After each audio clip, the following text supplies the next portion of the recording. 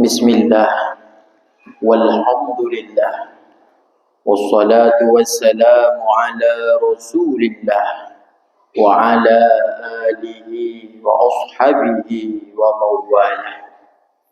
Allahumma rabbi shrah li sadri wa yassir li amri wahlul 'uqdatam min lisani yafqahu qawli. Faqala Allah ta'ala fil Qur'anil Karim: A'udzu billahi minasy syaithanir rajim. Bismillahirrahmanirrahim. Innallaha wa malaikatahu yusholluna 'alan nabi. Ya ayyuhalladzina amanu shallu 'alaihi wa sallimu taslima. Sadaqallahul 'azim. Qaddimu a'malakum lid-daril akhirah tajidu indaha fawdaw wa najah. Awal mula langkah yang paling mulia, sama-sama kita bermunajat, memuja serta memuji Allah Zul Jalali wal Ikram. Allah yang masih mempertemukan kita dengan bulan yang begitu mulia, Rabiul Awal, yang merupakan bulan kelahiran Nabi besar Muhammad sallallahu alaihi wasallam. Selawat serta salam senantiasa tidak putus-putusnya kita limpahkan kepada sosok yang begitu luar biasa di dalam memperjuangkan agama Islam. Cukup 23 tahun saja beliau dapat menyempurnakan agama yang begitu universal ke seluruh penjuru dunia. Nabiyina wa habibina wa syafi'ina Muhammad sallallahu alaihi wasallam. Pula kepada seluruh keluarga serta sahabat sekalian. Tak lupa kepada tabi'in, ulama mutaqaddimin wa ulama mutaakhirin yang mu'tabar. Ta'zim wal ikram al fakir, terutama sekali kepada Abi Imam Masjid Babut Taqwa, kemudian kepada ketua BKM serta seluruh jajarannya, panitia pembangunan masjid serta seluruh jajarannya, Bilal, Muazzin, Imam Rawatib, dan kepada seluruh Abiyah, Abah, pimpinan-pimpinan daya, ulama yang bernaung di bawah masjid ini, dan kepada seluruh kaum muslimin sidang jamaah yang dirahmati oleh Allah Subhanahu wa ta'ala. Tengku sekalian, dalam surat Al-Ahzab ayat 21, Allah Subhanahu wa ta'ala berfirman, Laqad kana lakum fi Rasulillahi uswatun hasanah. Sungguh telah ada bagi kalian pada diri Rasulullah suri tauladan yang baik. Bagi siapa? Liman kana yarjullaha wal yawmal akhir. Bagi orang-orang yang berharap akan rahmat Allah, dan bagi orang-orang yang berharap kedatangan hari akhirat. Wa zakarallaha katsira, dan perbanyaklah berzikir kepada Allah Subhanahu wa ta'ala. Habis sekalian, dalam surat ini para tafsir menemukan satu kata kunci yang sangat berharga, yaitu pada kata-kata uswatun hasanah. Bahkan kata-kata uswatun hasanah berdampingan dengan kata-kata Rasulullah. Karena ternyata kaitan antara Rasulullah dengan uswatun hasanah ini merupakan kaitan yang wajib adanya. Wajibnya keterikatan antara keduanya. Maka ahwate lagi tanya tersebut Rasulullah, siapa dia? Adalah sosok yang uswatun hasanah. Orang lagi tanya tersebut uswatun hasanah, suri tauladan yang baik. Siapa dia? Dialah Rasulullah sallallahu alaihi wasallam. Contoh habis sekalian. Orang lagi tanya tersebut si dodonan urang. Langsung saja terbayang bagaimana orang tersebut. Tiban pelaku urangnya, tiban akai urangnya, tiban cara kepegahaba urangnya. Kenapa langsung terbayang? Karena etika, karena akhlakul karimah, karena cara berbicara dan bertingkah laku seseorang mengkait ngenan akai tersebutnan langsung terbayang tiban akai urangnya. Begitu pula dengan Rasulullah. Ketika kita menyebut Rasulullah, sungguh harus ada uswatun hasanah, karena Rasulullah adalah uswatun hasanah, dan uswatun hasanah ialah baginda Muhammad sallallahu alaihi wasallam. Kemudian dalam surat At-Taubah ayat 128 Allah mengatakan, laqad ja'akum rasulun min anfusikum, sungguh telah datang kepadamu seorang rasul min anfusikum, daripada kalanganmu sendiri. Para ahli tafsir menemukan kata kunci, menemukan makna serta makni pada lafaz min anfusikum. Puan makna min anfusikum, daripada kalanganmu sendiri. Tanya lahir di Aceh, berarti Rasulullah kan dari kalangan ke tanya? Tanya orang Indonesia, Rasulullah orang Arab, berarti kan kalangan ke tanya? Maksud min anfusikum, daripada kalanganmu sendiri, kan berbicara tempat abi, kan berbicara keturunan, kan berbicara suku. Min anfusikum artinya adalah Rasulullah merupakan sosok yang mengerti katanya. Maka jauh-jauh hari Rasulullah kata, oh tiban getanya tahun 2025-nya. Maka jauh-jauh hari Rasulullah sudah khawatir bagaimana kualitas iman katanya. Rasulullah kata, oh tiba dah rapuh iman katanya. Rasulullah kata, bantiban cinta katanya kepada Rasulullah walau kedih baginda Muhammad telah tiada. Kenapa Rasulullah sangat mengerti? Min anfusikum, karena Rasulullah berasal daripada kalanganmu. Azizun alaihi ma anittum, berat terasa olehnya Rasulullah akan penderitaanmu. Rasulullah habis sekalian merupakan sosok yang sangat mengkhawatirkan kita ketika kita tanya singa orang kena meninggai anak tabah iman. Rasulullah merupakan sosok yang paling sayang kepada getanya habis sekalian.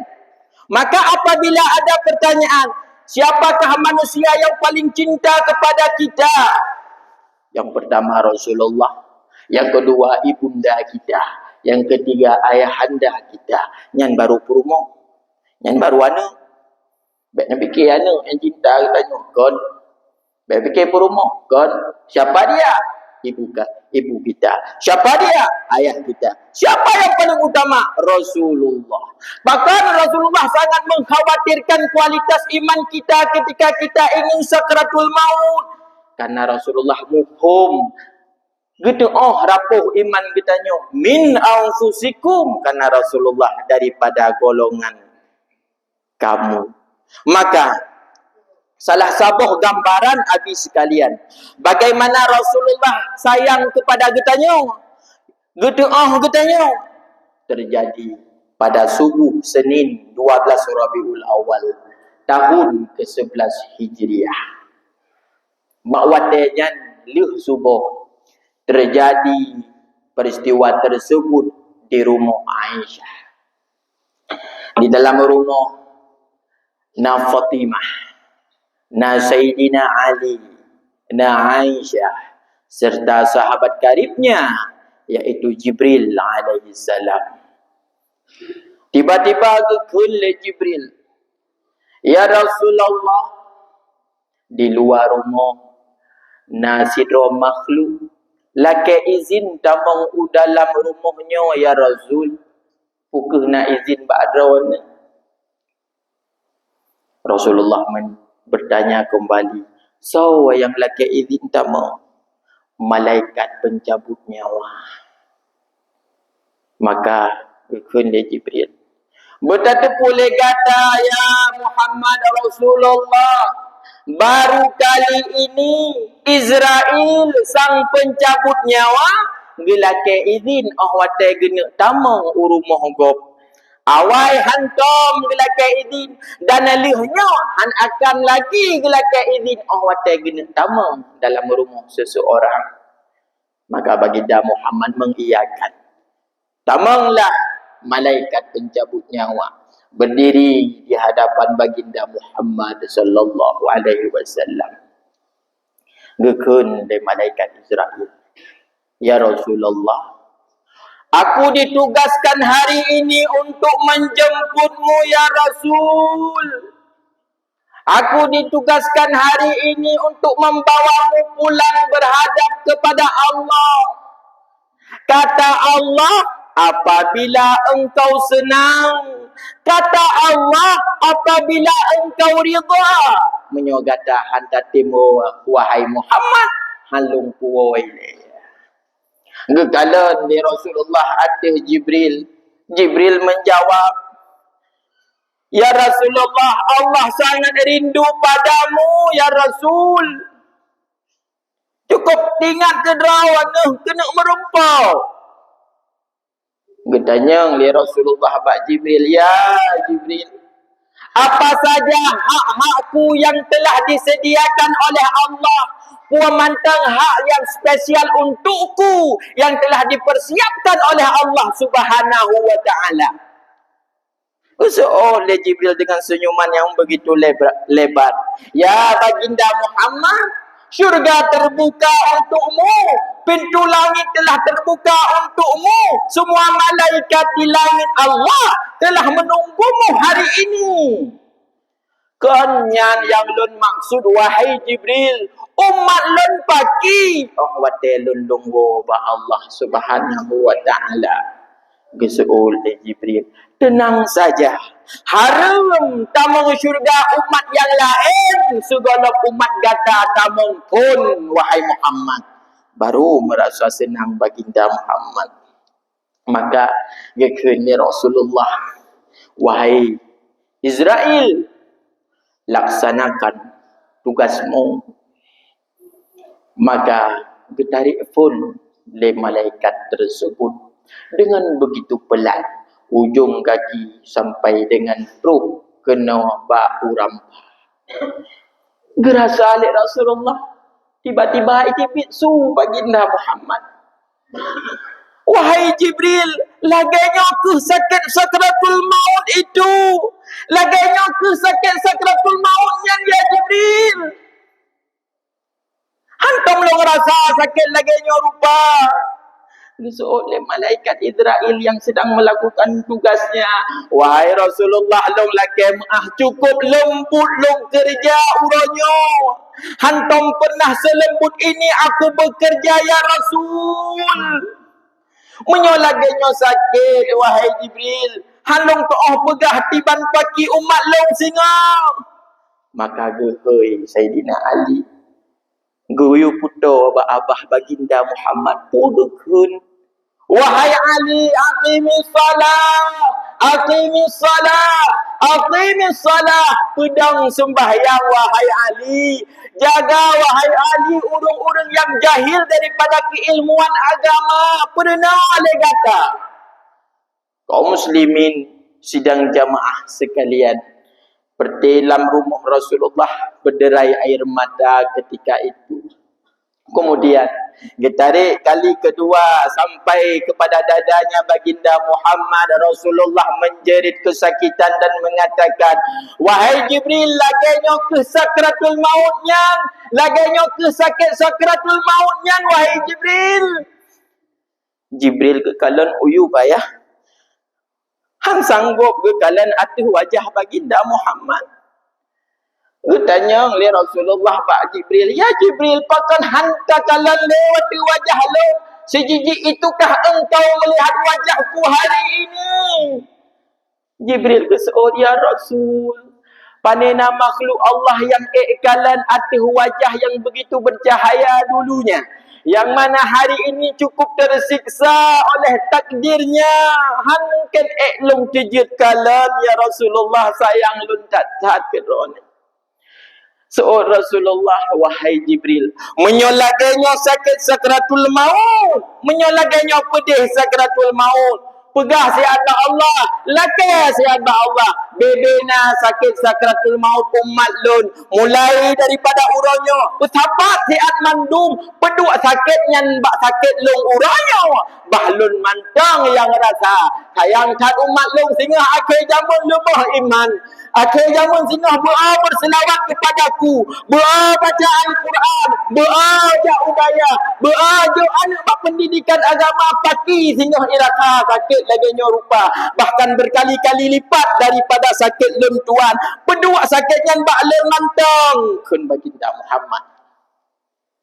Maka awak ketarik kali kali ruh baginda Muhammad terus bak kerungkungannya. Apa yang disebut oleh Rasulullah, ayah sekalian?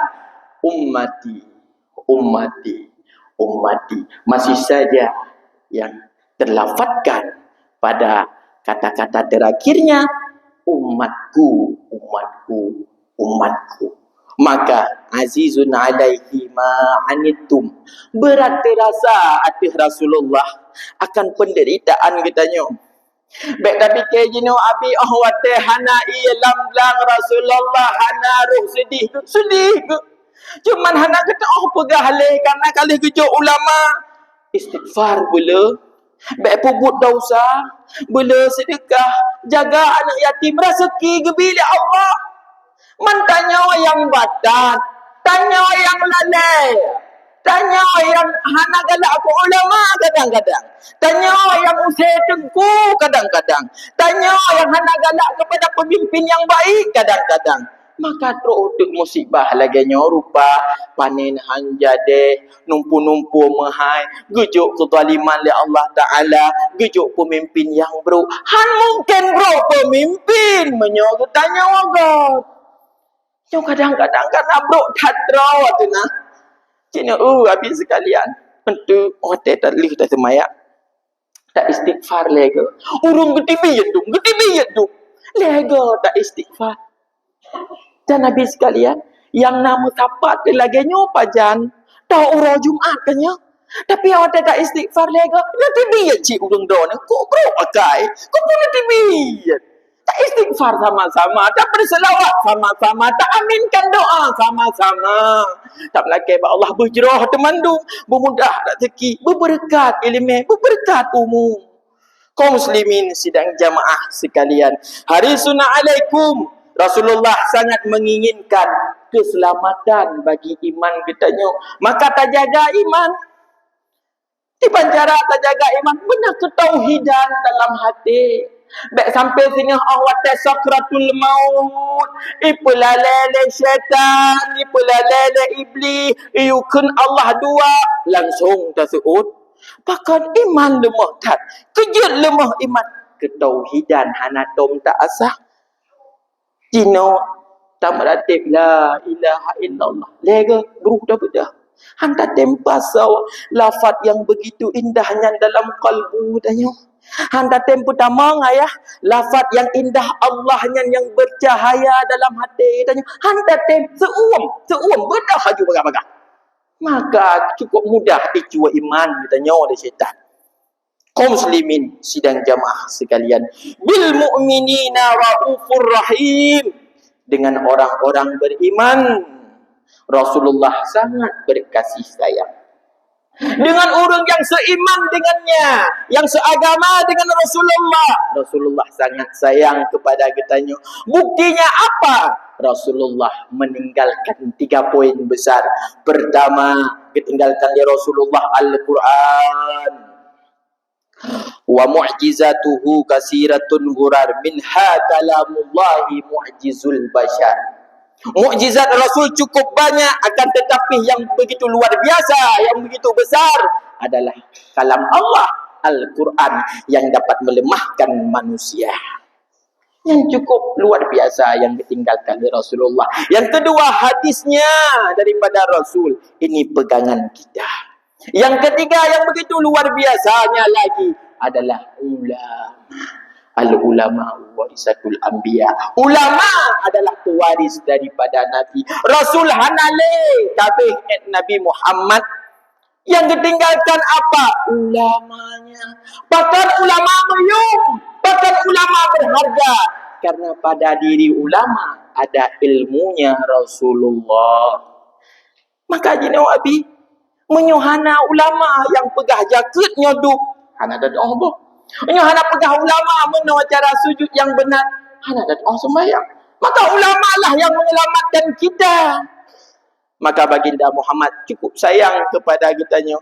Dan di akhir, iaitu di yaumil kiamah, nasabah tu hadiah tu kepada Rasulullah adalah syafaat. Bak sabah wate Allah katanya kepada Rasulullah, wahai Rasulullah kekasihku, lombi dua bak pilihan ke gata. Pertama, umat kata 50% tamang dalam syurga dan 50% tamang dalam neraka. Atau yang apa tu? Lungbi syafaat ke kata, ya je tak bagi-bagi sehingga di yaumil kiamah. Rasulullah kepilih yang nomor 2 Abi, iaitu syafaat. Maka wajibun syafaatul musyafa'i Muhammadin muqaddaman la tamna'i. Wajib nak peristiwa pemberian syafaat, yang mana syafaat itu akan diberikan oleh orang yang terlebih dulu mendapatkan syafaat. Siapa dia? Rasulullah. Gejok syafaatnya dari Rasulullah, gejok kepada malaikat yang lain, gejok kepada nabi yang lain, gejok kepada ulama. Bak kira-kira merumpak tanya Pak Rasul, jio. Merumpak bak Nabi, jio. Bak sawasi kemungkinan bak ulama tak rumpak syafaat. Tak mumat bak talau keilmuan yang kebalik ulama yang pernah ketanya malam Jumaat bak majlis taklim. Tak mumat bak talau yang pernah legoknya. Takut kau yang nebadung nebalero ni. Igaknya gemumat lombak gureh ke? Gemumat lombak gureh ke? Sampai sanad keilmuannya kepada baginda Muhammad sallallahu alaihi wasallam.